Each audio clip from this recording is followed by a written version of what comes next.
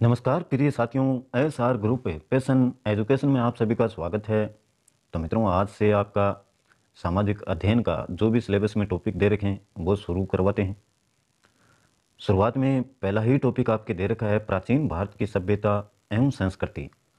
तो यही पढ़ते हैं। उसके बाद में जो भी इसमें आगे दे रखा है सिंधु घाटी सभ्यता, वैदिक संस्कृति, बौद्ध एवं जैन धर्म और महाजनपद काल, ये देखेंगे। ये संभवतः एक ही वीडियो में कराने का प्रयास रहेगा। आज इतना ही देखते हैं प्राचीन भारत की सभ्यता एवं संस्कृति। तो देखिए, बिना देरी किए हुए जो भी मैटर दिया हुआ है आप इतना पढ़ें इसको अच्छे से, आराम से। भारतीय संस्कृति व सभ्यता की भूमिका। विश्व की सर्वाधिक प्राचीन एवं समृद्ध संस्कृति व सभ्यता कौन सी है? भारतीय संस्कृति व सभ्यता। पूरे विश्व की बात की जाए तो सर्वाधिक प्राचीन, सबसे पुरानी सभ्यता व संस्कृति कौन सी? भारतीय। और इसीलिए इसको विश्व की सभी संस्कृतियों की जननी माना जाता है। जीने की कला हो, विज्ञान हो या राजनीतिक का क्षेत्र, भारतीय संस्कृति का सदैव विशेष स्थान रहा है।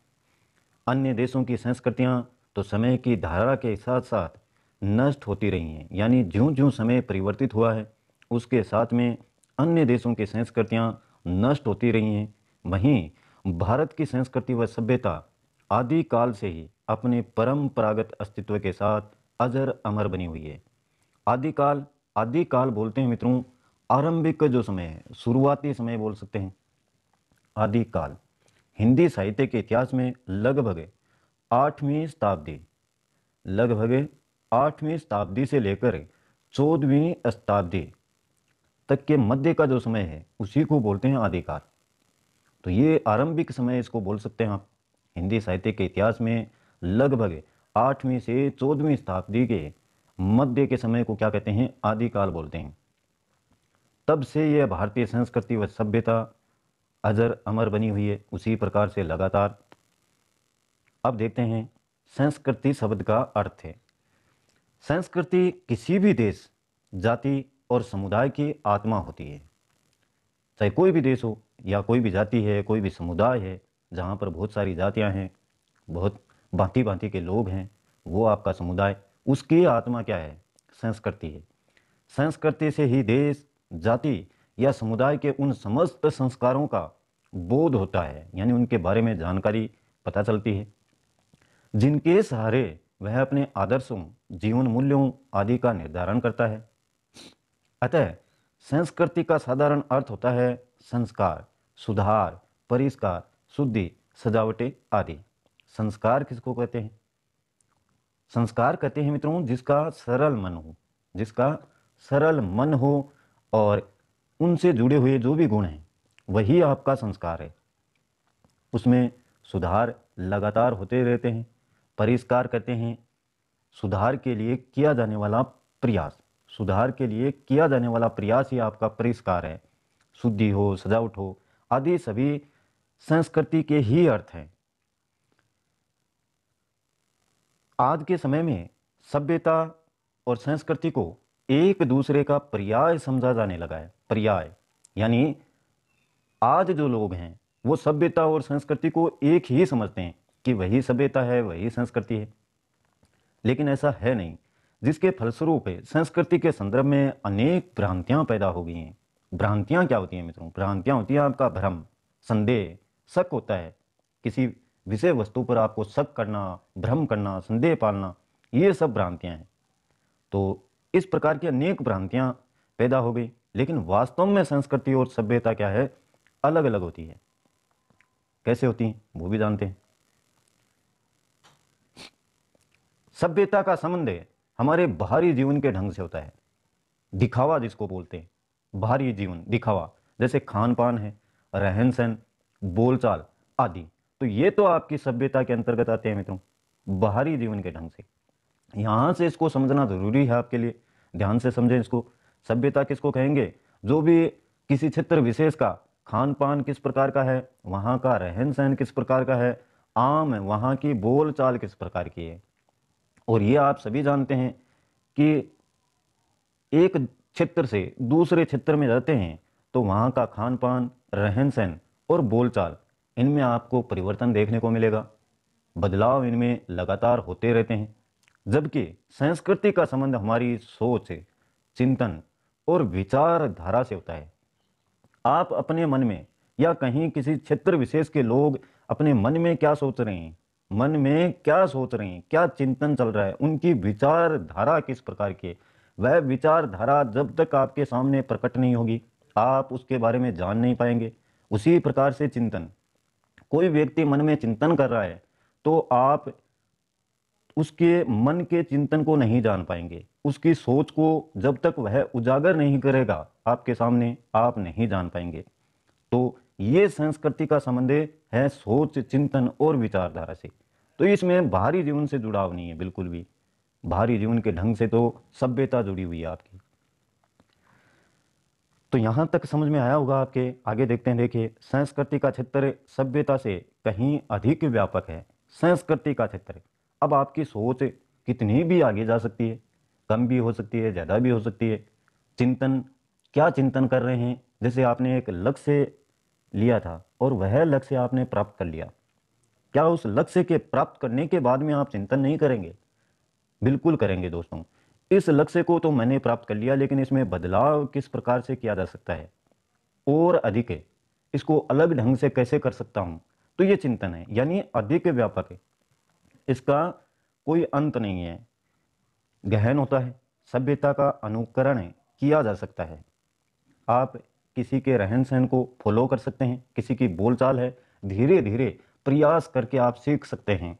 लेकिन किसी की सोच है, क्योंकि यह लगातार परिवर्तित होती रहती है, उसका चिंतन करने का जो तरीका है वो भी मन लगातार विचलित होता रहता है, तो इसका अनुकरण नहीं किया जा सकता। हालांकि सभ्यता का आप अनुकरण आसानी से कर सकते हैं, लेकिन संस्कृति का अनुकरण नहीं किया जा सकता है। तो इन दोनों बातों को आपको यहाँ पर अच्छे से समझना होगा। आगे के जो भी पार्ट हैं उनको समझने के लिए यहाँ पर अच्छे से आप समझें। सभ्यता और संस्कृति में आपको अंतर पता होना चाहिए। सभ्यता क्या है, संस्कृति क्या है। अब देखते हैं आगे। उपयुक्त अंतर से स्पष्ट है कि दोनों के क्रियाकलाप अलग अलग हैं और दोनों परस्पर जुड़े हुए भी हैं।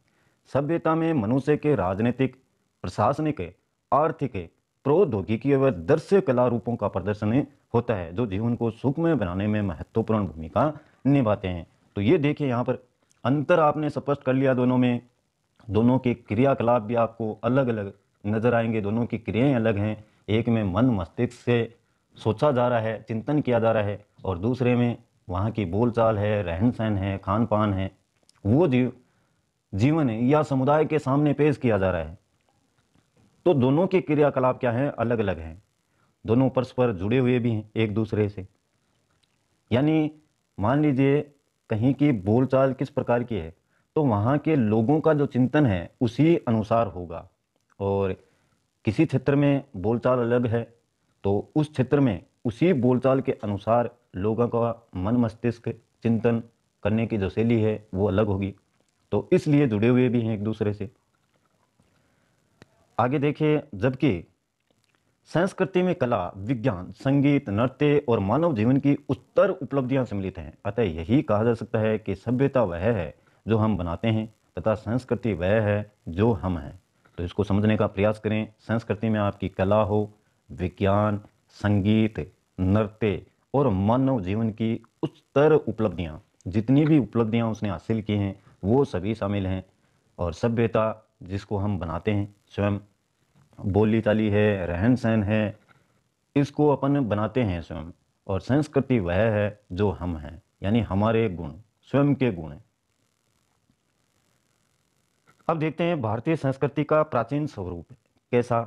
भारतीय संस्कृति विश्व की प्राचीनतम संस्कृतियों में से एक है। यह माना जाता है कि भारतीय संस्कृति यूनान, रोम, मिस्र, सुमेर और चीन की संस्कृतियों के समान ही प्राचीन है। यह आप सभी ने पढ़ा होगा। कोई चीन की जो संस्कृतियां हैं उनको पुरातन मानता है, सबसे प्राचीन मानता है, यूनान है, रोम है। और भारतीय संस्कृति को विश्व की जननी माना जाता है। तो अभी तक पूर्ण साक्ष्य तो इसके नहीं मिले हैं कि कौन सी जो संस्कृति है सबसे पुरातन है, सबसे प्राचीनतम है। लेकिन ये जो संस्कृतियां हैं इनको प्राचीन माना जाता है भारतीय संस्कृति की तरह ही। कई भारतीय विद्वान तो भारतीय संस्कृति को विश्व की सर्वाधिक प्राचीन संस्कृति मानते हैं, लेकिन ये है या नहीं है, कौन सी है, इसका अभी तक कोई पता नहीं है। एक शब्द है वसुदेव कुटुंबकम।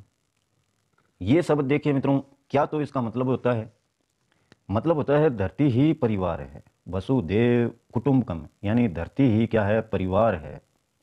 और यह वाक्य आपको जो भारतीय संसद है मित्रों, भारतीय संसद है, उसके प्रवेश कक्ष में भी जब आप एंट्री लेते हैं वहाँ पर, तो वहाँ पर भी अंकित है वसुदेव कुटुंबकम। सनातन धर्म का मूल संस्कार तथा विचारधारा ही क्या है, वसुदेव कुटुंबकम है। अब देखते हैं इसमें भारतीय संस्कृति का सर्वाधिक व्यवस्थित रूप हमें सर्वप्रथम वैदिक युग में प्राप्त होता है। वेदों में, वेद विश्व के प्राचीनतम ग्रंथ माने जाते हैं। विश्व के प्राचीनतम ग्रंथ वेद।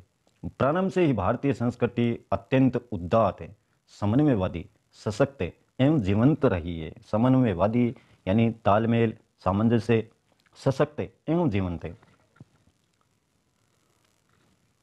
जिसमें जीवन के प्रति वैज्ञानिक दृष्टिकोण तथा आध्यात्मिक प्रवृत्ति का अद्भुत समन्वय पाया जाता है। आध्यात्मिक यानी मन से जो संबंध रखने वाला है उसको बोलते हैं आध्यात्मिक।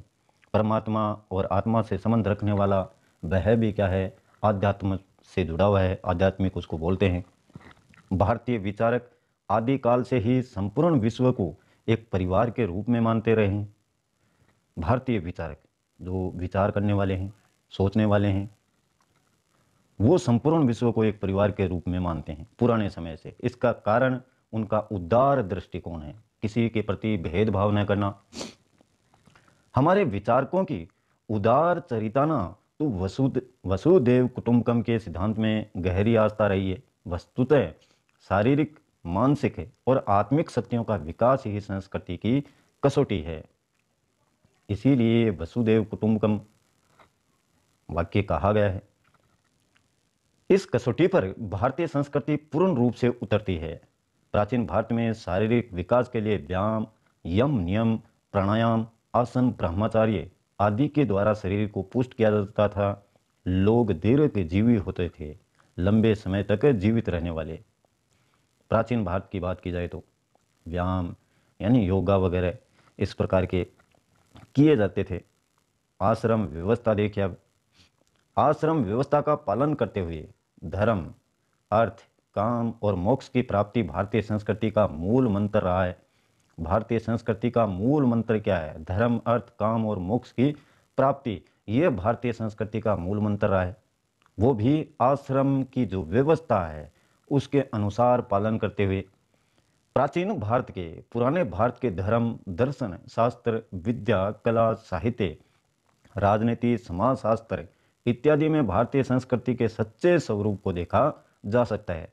चाहे धर्म की बात हो, दर्शन शास्त्र की बात हो, विद्या की बात हो, कला की बात हो, साहित्य, राजनीति, समाजशास्त्र, सभी में भारतीय संस्कृति की कहीं न कहीं जो स्वरूप है, उसकी सच्ची छाप है, वो देखने को मिलती है। अब देखते हैं मानव संस्कृति।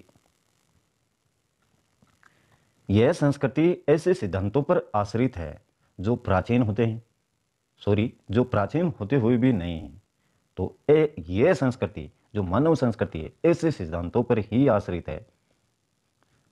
ये सिद्धांत किसी देश या जाति के लिए नहीं, अपितु समस्त मानव जाति के कल्याण के लिए हैं। इस दृष्टि से भारतीय संस्कृति को सच्चे अर्थ में मानव संस्कृति कहा जाता है या कहा जा सकता है।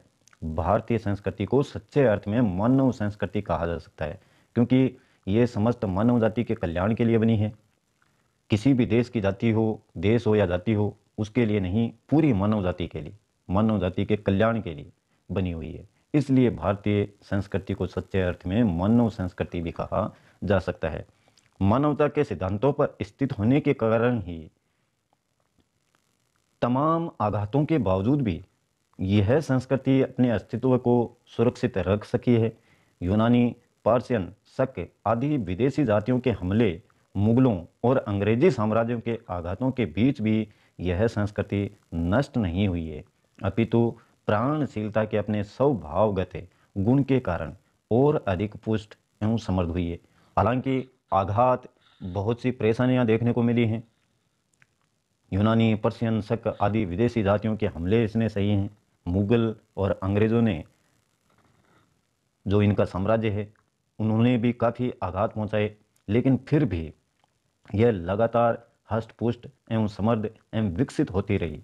यह आपकी भारतीय संस्कृति है। भारतीय संस्कृति का वर्तमान स्वरूप और महत्व है।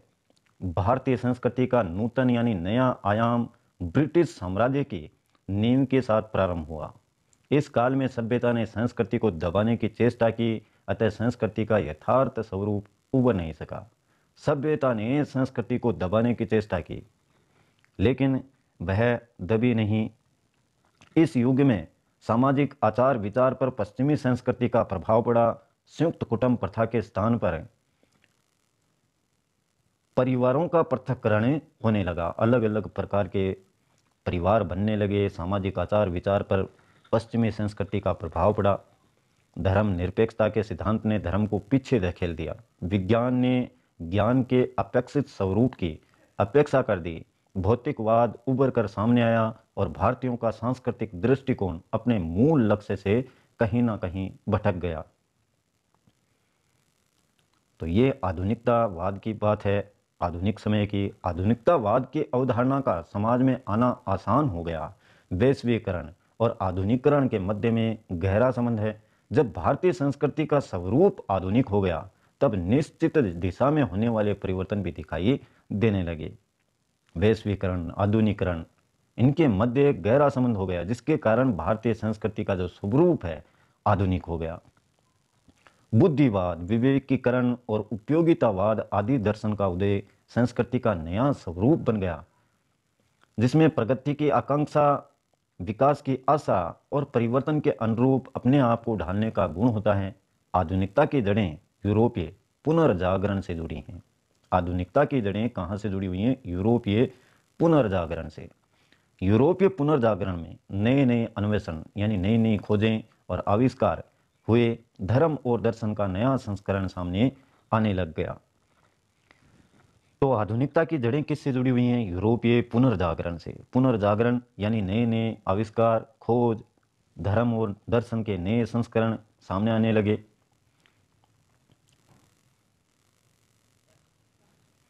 कला और विज्ञान के नवीन साधना का श्री गणेश हुआ। राजनीतिक तथा समाज व्यवस्था में मौलिक क्रांति का सूत्रपात हुआ। अतः इसके परिणाम स्वरूप पश्चिमी यूरोप एवं एशिया में एक नवीन चेतना का संचार हुआ। प्रौद्योगिकी विकास, विवेकीकरण, एक तरमणा आदि द्वारा सभी क्षेत्रों में बुनियादी परिवर्तन हुए, जिसके परिणाम स्वरूप समाज की एक विशिष्ट स्थिति को प्रदर्शित करने वाली अवधारणा बनी। तो ये लगातार परिवर्तन देखने को मिले मित्रों। नवीन चेतना जिसके कारण जागृत हुई, चाहे पश्चिमी यूरोप हो, एशिया हो। प्रौद्योगिकी विकास, विवेकीकरण, जिसके कारण एक विशिष्ट स्थिति प्रदर्शित करने वाली अवधारणा बनी। तो ये इस प्रकार से लगातार विकास हुआ। भारतीय संस्कृति और सभ्यता का महिलाओं को उचित स्थान मिला, अर्थात बदली हुई संस्कृति में महिलाओं के प्रति सोच बदली। अब उसे सशक्तिकरण की ओर ले जाने के प्रयास किए जाने लगे। कई आंदोलन व चर्चाओं का सहारा लिया गया। इस प्रकार सांस्कृतिक मानववादी व्यक्तिवादी स्वरूप देखने को मिला। मानव के विकासशील एवं सृजनात्मक स्वभाव पर बल देते हुए धर्म एवं तर्क, विज्ञान एवं धर्म का ही नहीं वरन प्राच्य एवं पाश्चात्य विचारधाराओं के समन्वय का भी प्रयास किया गया।